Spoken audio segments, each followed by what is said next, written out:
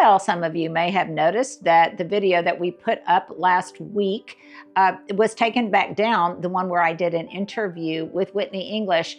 And we're not sure what happened, but the intro to that video just disappeared. So we took it down so that I could shoot another intro in explanation for what you're going to see. And what you're going to see is an interview I did with Whitney English, a really wonderful woman, a wonderful entrepreneur, somebody that I became familiar with at Mockingbird Manor. She has had lots of iterations in her professional life, and she is very candid about some of the failures that she has had and how she managed to get beyond them. So I think that's instructive for all of us, is how we rise above some of the difficulties that come our way. The other thing is I wanted to show you, it's not that beautifully presented, but I want to show you the charming condominium that belongs to my son Johnny and Delphia. We'll do this in a more poetic way, but here's some snapshots of some things that they have in their home. I particularly love the way they partitioned off their library and their workspace with these wonderful mahogany-like dividers. And then Delphia loves to garden too. So I think there's a picture of her on their balcony, what she lovingly calls her garden, with some lattice work she built herself. She's very DIY and she did lots of it herself. So it's just kind of a composite of those kinds of things, just visiting with some interesting people. Stuart, what else was in that video? I can't remember, but we had to take it down because weird stuff is happening in the digital world right now, and somehow the intro got lost. So there you go. We will put it back up. I hope you enjoy it, and there's an explanation for why it went up, why it disappeared, and why it's reappearing now. And speaking of introducing you to some special people, we're going to put up some additional videos this week of my interview with my friend Mike Betcher, journalist, former war correspondent, and neighbor. Used to work for CNN, NBC, ABC. Well, he is just an incredible person, and I want him to share with all of us some of the experiences he has had during his amazing career. So I visited with him, interviewed him, and we're going to put that up this week. So stay tuned for it. Well, I am so excited to have, just a woman extraordinaire with me today. We're going to talk a lot about a number of different things. Part of my whole intentionality on this channel is just to really put the spotlight on amazing women who are entrepreneurs, creative beings, great mothers, great role models. And Whitney English, welcome to the Cottage on the Hill. That is very sweet of you to say. It is completely and totally an honor to be here. I mean, I feel like I'm sitting in the presence of Martha Stewart. So. Well, hardly. Thank you for having me. Well, and thank you for coming. Yeah. So I want to just give you guys a little bit of background information. So the first time I met Whitney, you may not even remember this, was I think at the Treasury. In 2012, you were coming out with the first of a series of different products that you have. And one of those, by the way, is her new book, Organized First, Decorate Second. And we're going to put information about that and talk more about that. But at that time, you were putting together a planner for young mothers, for women in general who had a hard time just corralling their days and all of their obligations. And that's when you first came on my radar. So do you remember that? I don't. I remember the Treasury is a local co-working space, and they've been gracious, and I think had me out to speak a couple times over the past, and they were very supportive in that season of my life. And it was so anyway, I love them and what they've done with the female community locally. Yeah. But I don't remember. Let's talk a little bit about what it is you do, who Whitney English is, what your brand is, how you try to serve your community, and just flesh that out for us a little bit.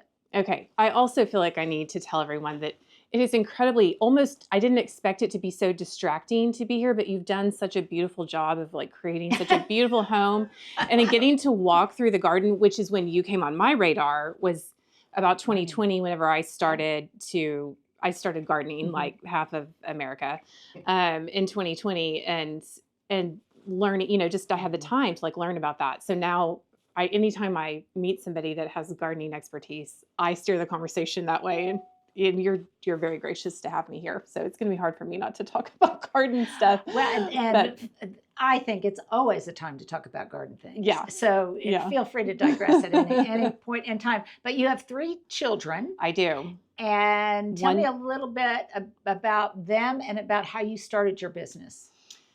I started my first business when I was 22. I was single, and I had been working at a local store called Paper and More. So anyone watching from Oklahoma City will probably know and love that store. It's changed hands a couple of times since I worked there, but just still an amazing locally owned store. I'd worked there for all the way through high school and college, off and on, and I had designed custom invitations for people. So someone would bring in a piece of inspiration, and my boss would call me over, and it was really an early opportunity for me to exercise both my writing skills and my design, my artistic skills. And so I had a few moms that I had been babysitting for that saw what I was doing, and they said, you should really start a wholesale company doing this. Wonderful. And my boss said, he took me to market. He took me under his wing. He loaned me some money and showed me the ropes. So here I was 22 years old and had a team of sales reps nationwide that ended up taking my stationery products into, I think by the time that company closed, we were in over 3,000 stores nationwide. So it was. Gosh. And so what kind of products were? It's kind of an outdated product now, but our primary product was called an imprintable, and it was a blank piece of cardstock that it had a border design on it, and then people would either buy it and run it through their desktop printer at home, or they would take it to the local stationery store and they would print it. But we kind of got hit from both sides from a technology shift. So Shutterfly and Tiny Prints kind of came in from one side and started doing photo cards and things, you know, for Christmas, versus the old traditional, like folded and you tape your photo to the front. Right. We sold a lot of those every year. And then from the other side, the whole idea of a printable on Etsy, where somebody could get on Etsy and download a PDF and do it themselves. And so that sort of took the local stationery store sort of off the map. And a lot of those stores still exist. They just have pivoted to more gift stores or maybe custom monogramming or things like that. But it was hard for me to take that existing customer base that we had, which was retailers. So they wanted to buy wholesale from me. And we needed to figure out how to play in the space online as not a wholesale company, as a direct to consumer. So how did your original iteration of what you were doing morph into kind of what you do now, and talk a little bit about what types of product lines and things that you make available to others now? And by the way, I think I also, about the same time, discovered you and some of your products in Mockingbird Manor, where you have a small internal boutique in Mockingbird Manor, one of my favorite antique stores. So yeah, just talk about your offerings right now and how that transitioned from the start to where it is today. Well, after the stationery company, that company actually filed for bankruptcy. I mean, it was awesome until it wasn't. Yeah. And so learned a lot in that. That was definitely a hard season. But one of I also can be very reflective and probably critical of myself. And one of the things was like, well, what made this fall? Like, I mean, there were external forces, but what could I have done? What was in my control that I could have changed? And so taking some time to reflect on that, one of the things I realized was just organization. I think as a creative, I'm not naturally organized, but I always say, who doesn't love a perfectly organized anything, you know? We struggle with that, don't we? Yeah. Yes, but we all daily struggle. Love it. Like when you see something that's really well organized, whether it's someone's recipe collection or their kitchen or an art gallery. We love. I think that's part of the creative thing. I think it's part of the creative job. But one thing that I read in your book, which really resonated with me, is that, but you can't wait to live your life till everything is perfectly organized. Right. You can't wait to, follow your creative goals and, until everything is perfectly organized. And I fall into that trap sometimes Yes. too. Oh, once my office is completely organized and everything's the way I want, then I'll work on the book. Or once my house looks exactly the way I want it to look, then I'll throw a dinner party.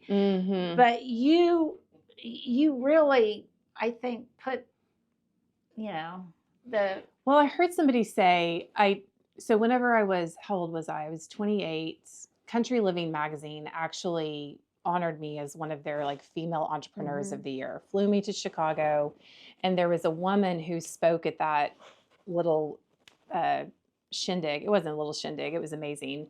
Her name was Lena West. And she said from the podium, she was like, ladies, you got to go ugly early. And I think that I like that's that. Ladies, you got to go ugly early. The whole room just erupted in laughter. But I also think that you could take that a step further and say my version of ugly might be somebody else's version of beautiful.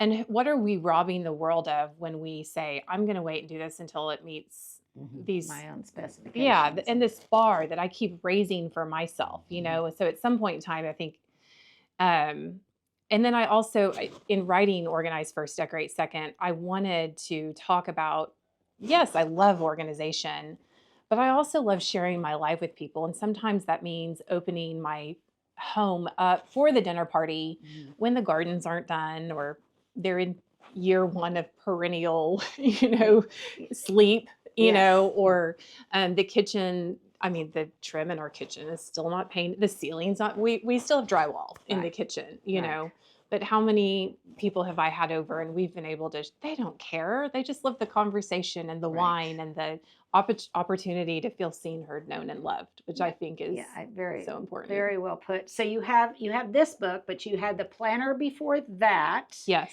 And then again, talk about your product line. Yes. So the realizing I was disorganized led me to develop the planner. I had this moment in the middle of the night where I realized there wasn't a daily planner on the market of any kind. And I had sent the files to my production manager and told her to print it. And she came back and she was like, this is a phone book. No one is going to carry this in their handbag. And so we reverse engineered it. I mean, we figured out how many pages could hold in the largest spiral binding that the world offered at that point in time. And I realized, I was like, oh my gosh, we're going to call this the Day Designer. And it was just such a cool moment to walk into work the next day. And her name was Anna. And I just said, Anna, we're going to call it the Day Designer. It's going to have a focus on daily planners. At the first draft, it had weekly and a bunch of other stuff in it. And we had really had to like pare it down. And it was such, I don't know, it just felt like I was being used like my creativity was being used for in a good way. Something that I was supposed to do this, that maybe I was just a steward of this idea and this dream. So then a great company called that ended up licensing it.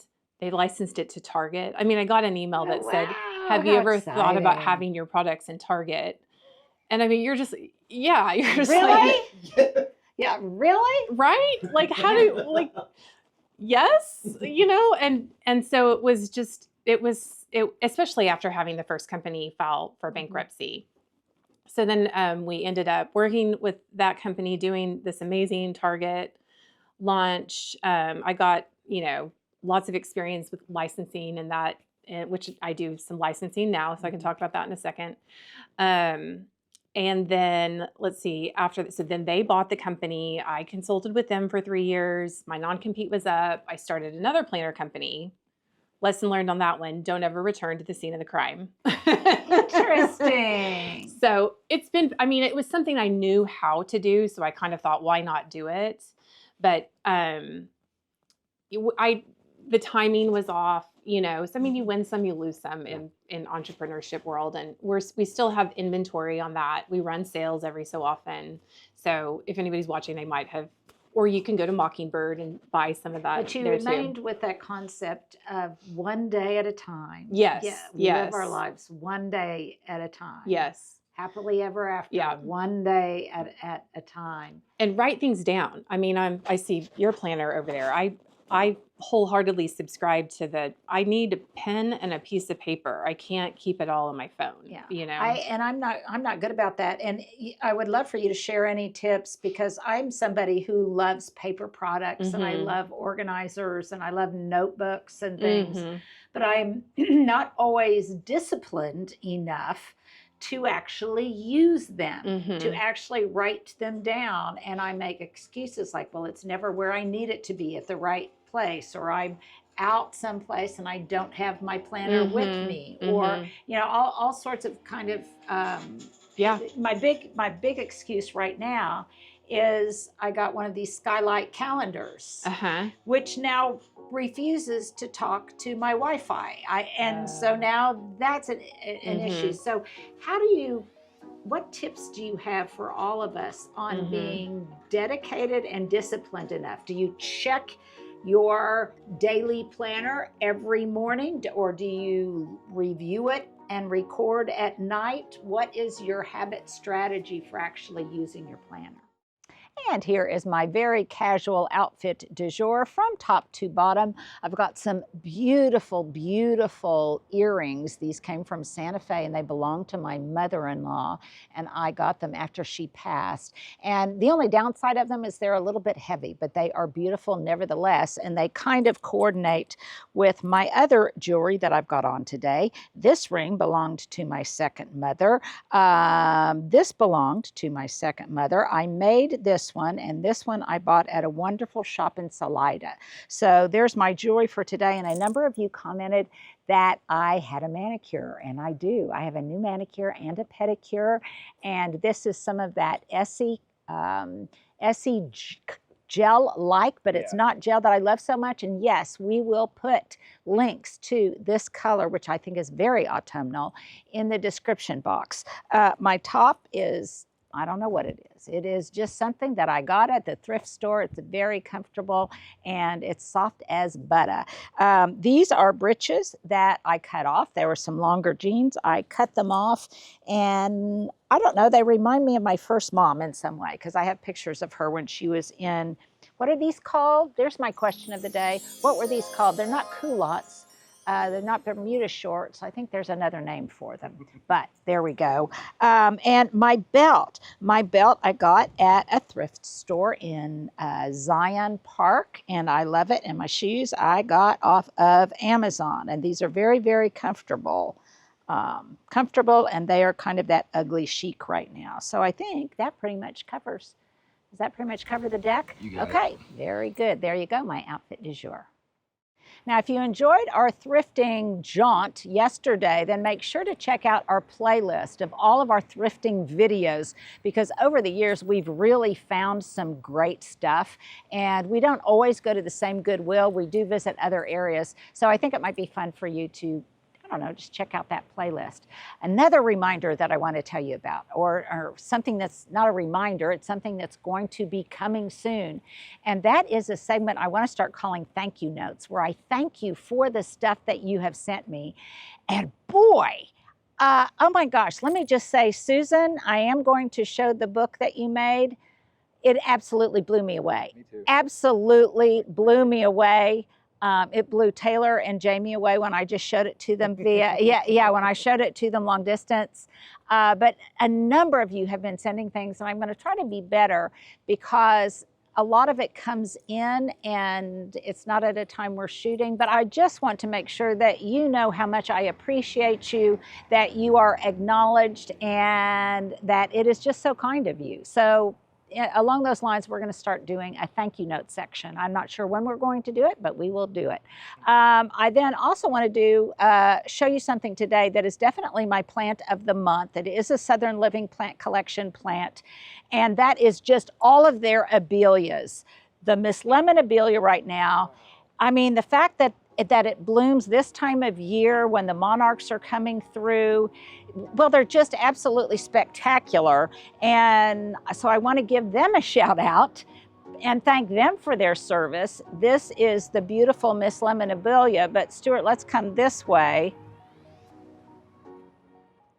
What is your habit strategy for actually using your planner? I just remind myself to keep going back to it.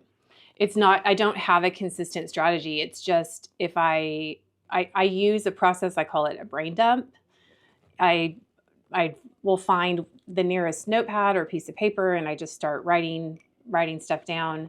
I actually will confess that I have 2 daily planners because half the time I can't find one of them. I mean, yeah. So this one says like September 8th on it, and it'll get lost in a pile of books, or I'll leave it in the bathroom and I'm in the kitchen and I need to write something down there. And so then I find another planner on the kitchen shelf. So I try to keep it to 2 daily planners, but there's not a sequential. Well, I think it's, you know, somebody said, well, oh, Linda, you're so organized. And I say, oh, I'm only organized because I'm so disorganized. The only reason that I'm organized is because I am my default. Yes. My settings, original settings is disorganized. Yeah. And I think it's something some people I do think are naturally organized. That's just how they're wired. And it's interesting that a lot of us that keep these kind of things are people who aren't predisposed in that direction. And we have to constantly remind ourselves, write it down, get organized. Stuart and I were just messing with some appointments that we missed before you got here. Yeah, I just have to remind myself to, I do use technology. And so I sat down with my phone a couple months ago, and every time Apple does an update, you know, I'm like, okay, so now there's a widget where you can put your calendar and you can kind of see it on your front page on your phone. And so I do challenge myself on the technology front to like figure out what they've updated and how to adopt that. And then I journal. I do a lot of journaling, note taking, and then lots of grace as well. We'll get there. You know, I make lists and then I remake lists and then I make a list again. And then you forgot where you put that list. And then, yeah. So talk a little bit about the licensing process and what kind of products you have at Mockingbird Manor and your wallpaper and things, because she's amazing. So Mockingbird Manor, we've mentioned that a couple times. I am so biased. I love that Liz that owns Mockingbird Manor. Do you know her? She's just amazing. She's got good energy and so she's been doing this for 20 years. And my mom actually has a booth in Mockingbird as well. And before the pandemic started, we had moved a bunch, like 5 times in 5 years. And I just had all this stuff. And so I called my mom and I was like, do you think Liz would give me a booth space? And then Liz kind of, you know, coached me along, and she was, you know, so she's like, if you'll work your space, this will turn into income for you. And so I do. I mean, and I love home stuff and decor and things like that. So there's always a little bit of a. So what type of items do you have there? Well, I dropped a load of goodies off yesterday, and I think my favorite thing I dropped off yesterday is an antique toll candelabra. I should send you a picture that you could. But so toll is a metalware, and then it was actually sort of a craft that was popular, I think, in the 50s and 60s. I think we should bring it back. In the 60s and 70s. I can remember my mom doing it. Okay, I would like to know. It's sort of a lost art at this point in time, but they would take metal and somehow turn these things into flowers and chandeliers. And so there are beautiful examples of it out there. And I love it because it's this whole idea of bringing the outdoors in. So where do you source most of your products? Well, it's a secret. Oh, it's a secret. But I mean, you don't like that, but they're unique products. Yes. They're not just something. Yes. In other words, you don't go to Target and buy a bunch of things and style it your way and bring it to Mockingbird. Right. These are things that you've gone from different places to locate. Yes. Okay. So, I mean, thrifting and Facebook Marketplace and eBay and estate sales and garage sales and things like Okay, that. so those are the kind of places that Yes. you source your I stuff. mean, but really, like I will be in Home Goods and I'll see like a blue and white ginger jar, and I also have a checklist in my head of things that I'm looking for, so like texture, neutrals. I like muted colors. Your style is you're preaching to the choir with your style, but the muted tones, the textured bamboo that, you know. You like lots of blue and white, I know. Yes, I like the blue and white. Anything that, just because, well, here I talk about this in the book, but I call it the old, new, borrowed blue and green as sort of a philosophy. But the idea of when you're designing a home, start with something old. Then you're going to have to add new to it just because you're going to need the function that glassware provides, or, you know, so you do have to fill in with Target or Home Goods or whatever at that point in time. The borrowed is this idea of like layers from other countries. If you were bringing in maybe a textile that you sourced while you were in France, or your friend gave you a needlepoint and you know, the things that have stories are the borrowed. And then the blue and green is just the color cobalt, historically, I mean, since ancient days, has been highly revered as, it brings something. It's like it brings the sky into a room, and then the green, of course, is, you know, the whole idea of bringing the outdoors in.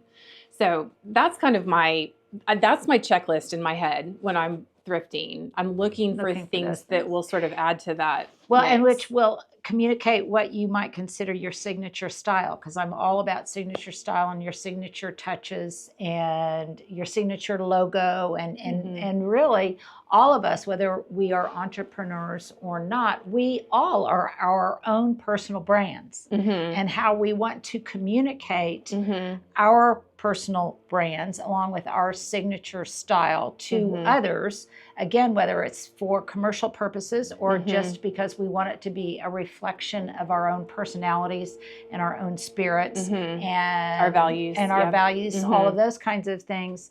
And I think sometimes you look at yourself as a brand, it makes you honor yourself in a way that maybe you wouldn't if you looked at it in a way that, oh, that's kind of just a superficial thing. No, this is a brand and I want to communicate the values of my brand.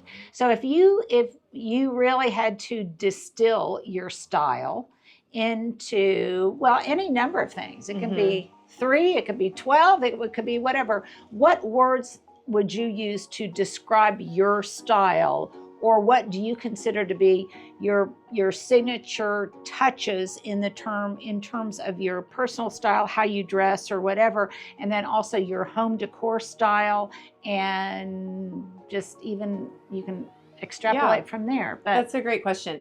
Okay, we haven't talked books in a while, so let's do that today.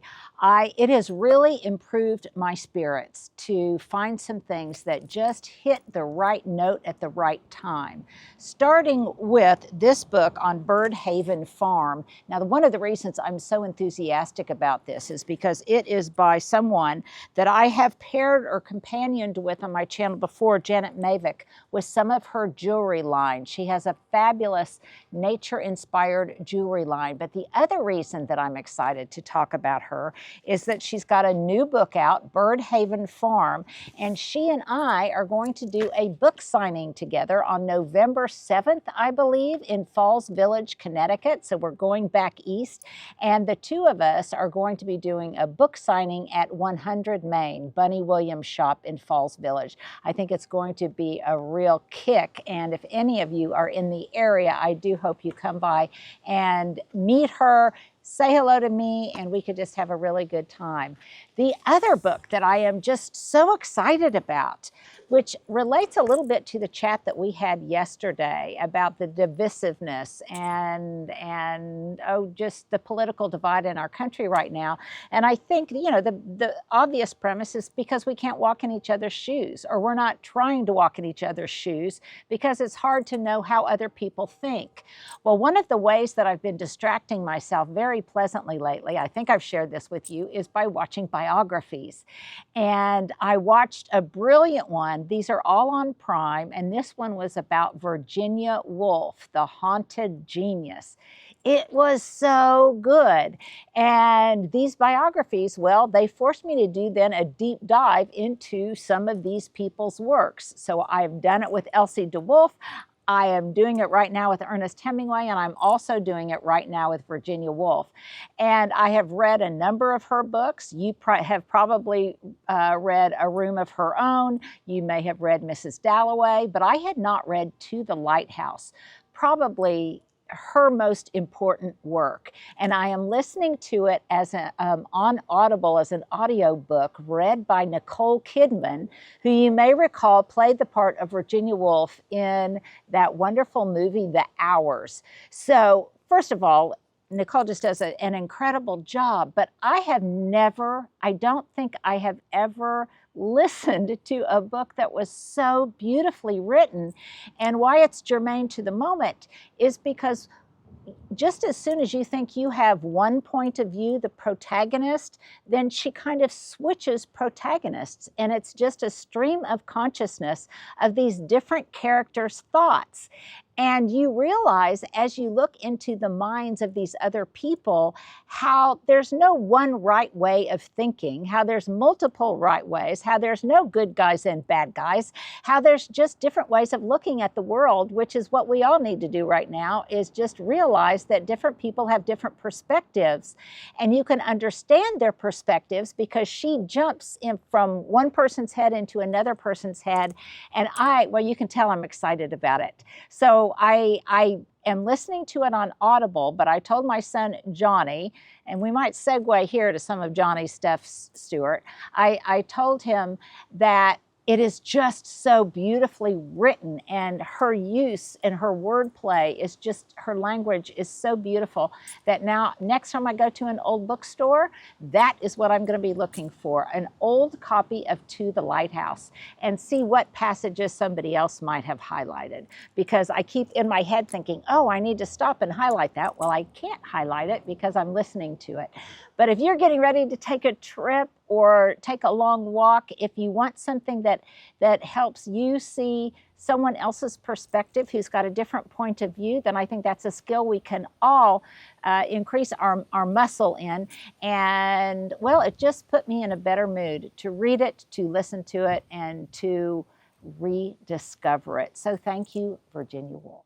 What words would you use to describe your style, or what do you consider to be your signature touches in terms of your personal style, how you dress or whatever, and then also your home decor style? That's a great question. I think it's a really good question even for viewers to think about. Like, take a piece of paper and scribble down, like, these are the words that mean something to me, because those are going to be the values that then you're going to go try to visually represent in your style.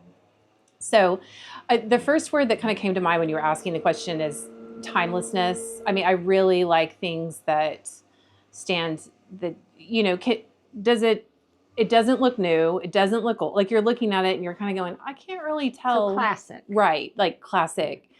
I would also say resourceful, because anything that challenges us as creatives to be resourceful is going to have a story attached to it. You're going to say, oh, I found this at the Goodwill, or I picked that up off the side of the road and gave it a coat of paint. Yeah.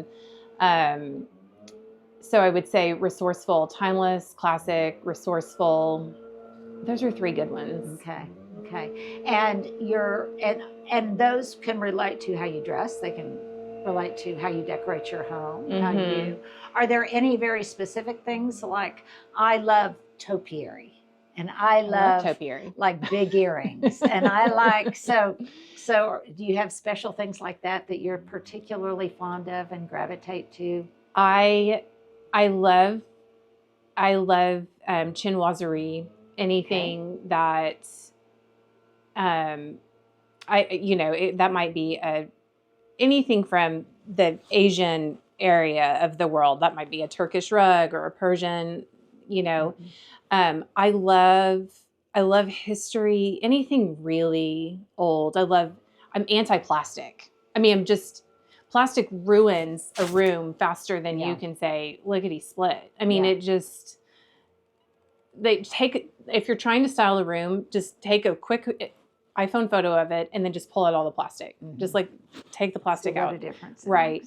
But I think that also I'm on a journey to discover my style. So one thing that has been selling at Mockingbird lately, I've done this textiles thing for a few years. How do they find your textiles if you go to? The textiles are on spoonflower.com. You can also go to whitneyenglish.com. Whitneyenglish.com. We try to link to everything from there.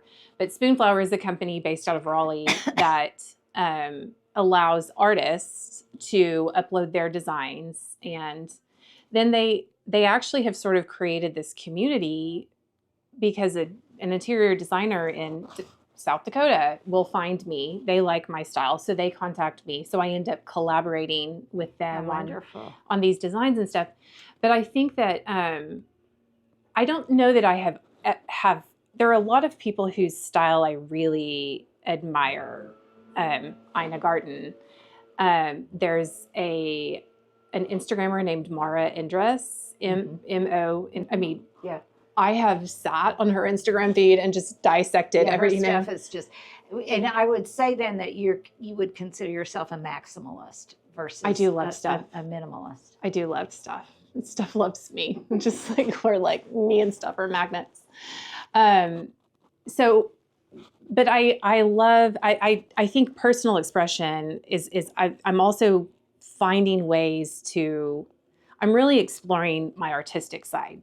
I've been painting a lot. I've always painted on paper and in sketchbooks, and I'm painting on canvases. I'm taking the stuff up to a Mockingbird, and it's selling. Wonderful. So I haven't really talked about that a lot on my website or my blog or on Instagram or anything like that, because it doesn't feel like I have a very refined artistic style. I mean, I feel like you have to like paint a lot to figure out what your style is. You have to write a lot to figure out what your voice is. You have to decorate a lot to kind of figure out what you're. So I mean, I think it's a journey and not an end game. Yeah, but I enjoy that journey for sure. Well, thank you for, as part of your journey, spending some time with us. Oh my gosh. If people want to find out more about you, if they want to, we'll definitely put a link to your book. But if they want to find out more about you, about your textiles, about your brand, they can go to whitneyenglish.com. Yes. Okay. And if you're local, you can actually go buy the book at Mockingbird. I have copies of the book up there for sale. So yes, well, we all love to go to Mockingbird, and that reminds me, I haven't been there in a while. Right. I need to go visit. Yes. Bring them a copy of my book too. Yes. Yeah. Oh my gosh. I need to do that. I miss visiting with Liz and all the gals up there. Yeah, she should have you up there for a book signing. Well, I need to check into that. When they were just down the street from me, it was a lot easier. Now they're a little bit further away, and it definitely speaks to whether or not something is convenient, how frequently you will go to those places. But it definitely is less convenient for some, but more convenient for others. It's inspiring though. I mean, if you're looking for like ideas and things, it's just a great little stop on your daily journey. Yeah. Well, you're a great little creator. Thank you. So are you. Thank you for spending time with us. Thank you for having me. Please go check out everything Whitney English and give us feedback. Let us know what you find to be really, really special about her style.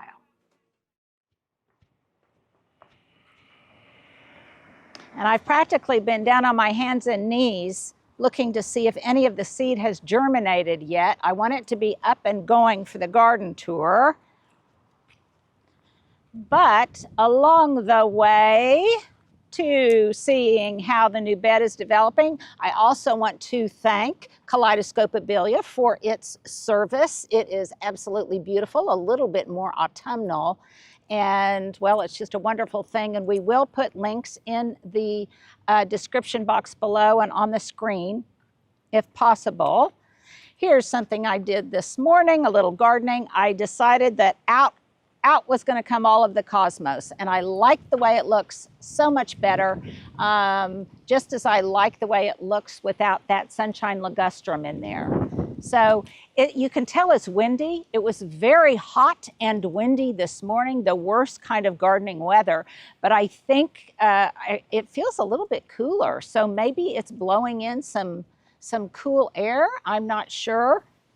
Now, I'm a little bit, now I'm not gonna lie, I'm a little bit distressed about the sunshine ligustrum. I know it's going to live. I feel confident it's going to live, but it may not look its best for the garden tour. But here is what we have done. And I showed you this before, but I like to show you my uglies as well as my beauties. So we've put these in place. We put these Nellie Stevens in place. You guys noticed, as did I, that the one on the other side was planted a little bit too closely to the fence, and we're gonna adjust that. But here is kind of what is distressing me. So I just want to be transparent about that. About the transplant of this. This one is doing just great, this sunshine ligustrum. It is doing just fine. And I think this one will too, this mammoth one will too. It's been watered enough, but it's pretty crispy right now because we planted it on a day that it was just fine, but then it got hot. Now, what I am doing is to make sure that it's alive, and I'm not, again, I'm only distressed about this foliage drying and becoming crispy because of appearance's sake. Do I think the plant is still very viable? Yes, and I can tell that just by scratching the trunk right there. And see the green? Can you see that green, Stuart? Right there. You may have to come, okay, now you can see that green right there. So it's fine. It's just, it's gonna be a little bit ugly, but that's okay. That's the break. Sometimes, as I've said many, many times, you have to have uglies before you can have beauty.